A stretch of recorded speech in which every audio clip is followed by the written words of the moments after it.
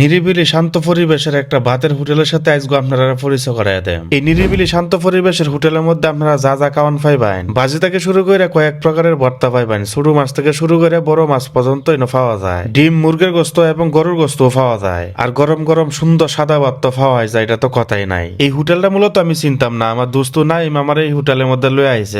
খায়া দিয়ে যে হোটেলটা দুর্দান্ত খাবার দি সেই স্বাদ, এটা লাগে চিন্তা করলাম আপনার সাথেও শেয়ার করি। আমি যখন এই হোটেলের মধ্যে খাইতাম গেছিলাম তখন মূলত তরকারির যে আইটেম আছে এটি মূলত শেষ পর্যায়ে গেছেন গিয়া। এটার লেগে সবগুলা তরকারির আইটেম আপনারা দেখাইতেছি না, তার জন্য দুঃখিত। আর একটা মজার বিষয় হইতাছে, এই যে হুজুররা দেখতেছেন যে উনি হইতাছে গিয়ে হোটেলের মালিক, উনি আমার মহব্বতের একজন ফলোয়ার্স, এটা গিয়া জানতাম পারলাম। হোটেলের নামটাও কিন্তু অনেক সুন্দর, বিসমিল্লাহ রেস্টুরেন্ট এন্ড কফি হাউস। পবিত্র মাহের রমজানের সময় ইফতার থেকে শুরু করে সাহারি পর্যন্ত এই হোটেলটা খোলা থাকে। এই রেস্টুরেন্টের লোকেশনটা আপনারা কয়ে দিন, নেত্রকোনা কেন্দুয়া রোড মদনপুর বাজারের শেষ প্রান্তে অবস্থিত। আপনারা যারা নেত্রকোনা কেন্দুয়া রোডে যাতায়াত করুন অথবা মদনপুর মাজার জিয়ারতের উদ্দেশ্যে আইন, অবশ্যই এই হোটেলের মধ্যে আপনারা চাইলে খাওয়া দাওয়া করতে পারেন। আরেকটা কথা ক্লিয়ার করে দেয়, এটা কিন্তু কোনো স্পন্সর ভিডিও না, আমার ভালো লাগছে এটার লাগে আপনার সাথে শেয়ার করলাম, বেশ এতটুকুই। যাই হোক, আল্লাহ তাআলা আপনারা ভালো রাখ, সুস্থ রাখ ও ফাঁসক্ত নামাজ আদায় করেন। যে নামাজ আদায় না করলে কিন্তু ফেরেশতারা ঠান্ডা করে বলবো, এটা তো আমার সব আপনার যত বড় প্রেসিডেন্টের ফুল হয় না করে।